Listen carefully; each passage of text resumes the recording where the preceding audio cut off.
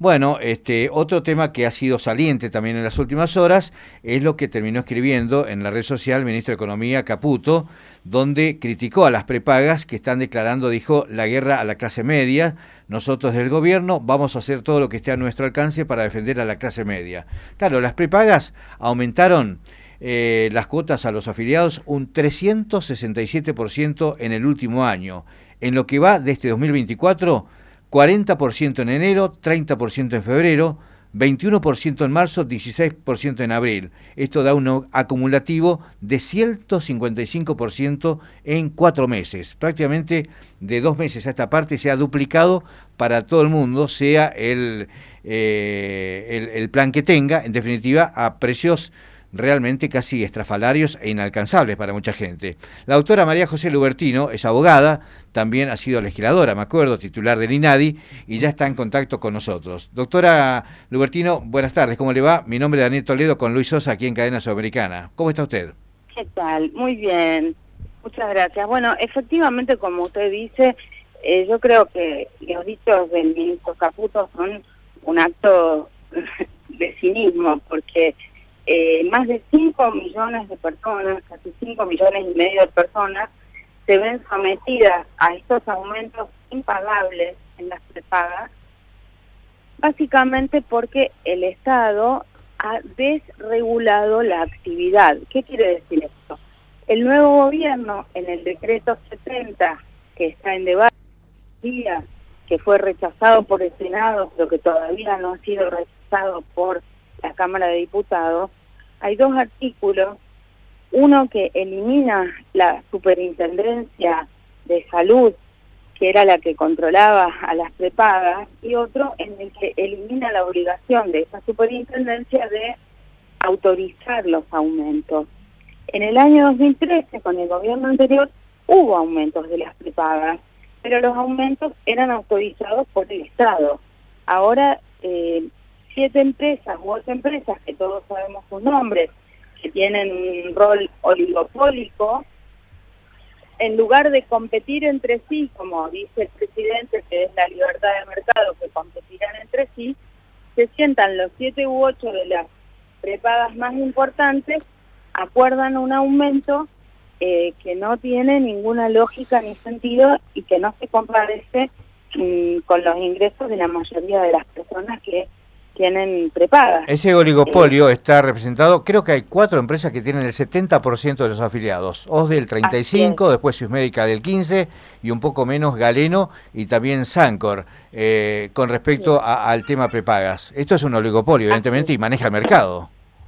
Así es, así es. Entonces, las organizaciones no gubernamentales que trabajamos en defensa de derechos de usuarios y de consumidores se han presentado una serie de amparos colectivos, pero también, además de que el Congreso de la Nación todavía no se expidió derogando ese DNU, anulando el DNU, tampoco la justicia se expidió sobre la anulación de los amparos colectivos.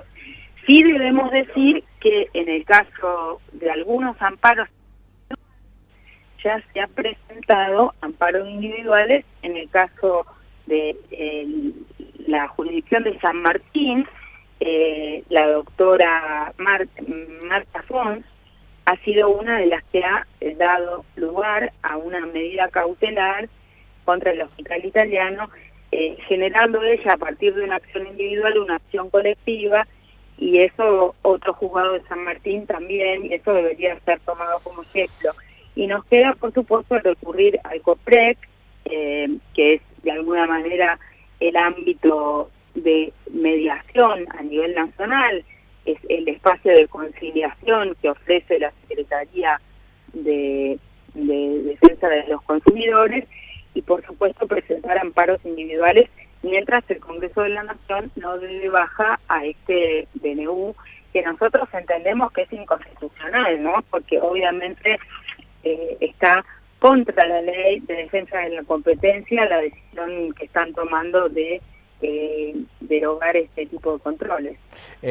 reaccionaron así las empresas una vez que se conoció la declaración del ministro Caputo ayer. Pidieron una urgente reunión que no sé si hasta ahora le consiguió el gobierno, pero dicen nosotros no somos formadores de precios.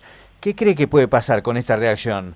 ¿Puede haber alguna bonificación o no va a haber distintas cuestiones que tengan que ver con el precio al que ha llegado precisamente para todos los afiliados, que son muchos?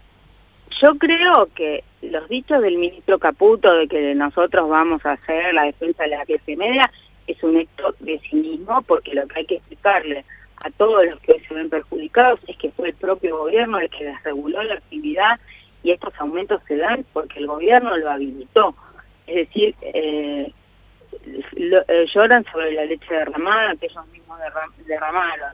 Segundo, yo creo que aspiro a que sean más los jueces que se pongan las pilas y aprueben las medidas cautelares frente a los amparos colectivos presentados, que es urgente que tomen las cartas y que pongan las cartas sobre la mesa. Y por supuesto también aspiro a que el Congreso Nacional funcione y que finalmente tengan quórum para sesionar y este decreto inconstitucional sea anulado, porque hay varias medidas que son gravosas, lo mismo en materia de aumentos en energía.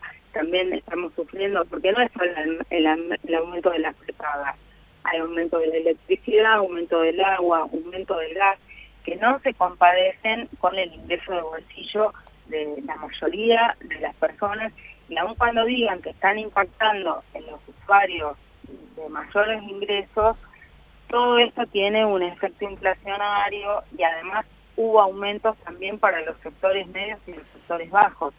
Estamos estallados de casos y de causas de todos los niveles socioeconómicos habidos y por haber. Un segundito, María José. Sí, buenas tardes, doctor Albertino. Luis Sosa, en este caso le saluda. Le iba a decir, usted mencionaba, nos queda el camino de que los jueces tomen nota de esta situación, y si no del Congreso. Imagino yo que fuera de eso no hay otro camino, porque el que está más a mano y el que podría revertir este cuadro es la justicia. Pero evidentemente, salvo amparos individuales, no ha habido otra señal de parte de la justicia, porque después de ahí queda la cuerda política, y en la cuerda política, bueno, ya sabemos cómo se mueve. Por eso, para nosotros, este acto, estos dichos del ministro Caputo tienen que manifestarse en los hechos, de reconocer el error que cometieron con la desregulación, volver la norma atrás.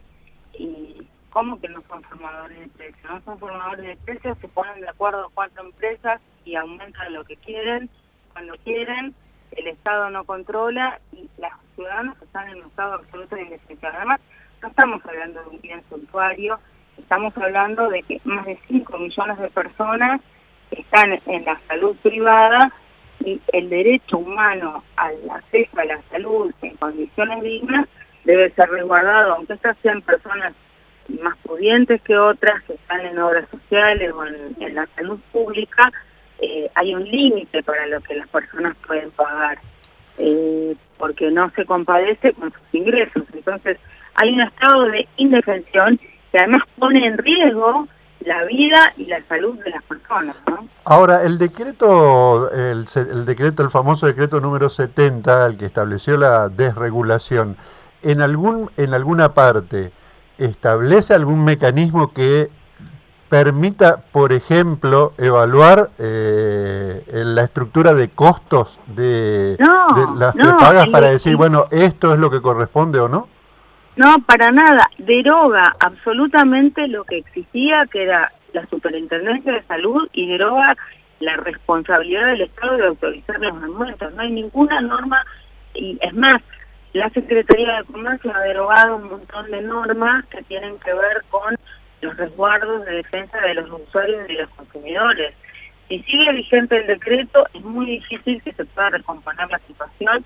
Y por el otro lado hay que ver esta nueva ley de bases que están discutiendo también qué contiene, porque están haciendo negociaciones políticas a espaldas del pueblo sin tener un proyecto de ley presentado. No sabemos qué contiene, nuevo proyecto de bases después de que se cayó la ley ómnibus anterior. Es decir, hay que poner los ojos en el Congreso por ese lado, y en la defensa de los usuarios le decimos a todos los que tengan prepagas que vean alguna organización no gubernamental de defensa de derechos de usuarios y de consumidores, que vayan al COPREX, que presenten el caso, que pidan una mediación o que utilicen el sistema público de conciliación para hablar con las prepagas, y que si no vayan al amparo para tener una medida cautelar al menos.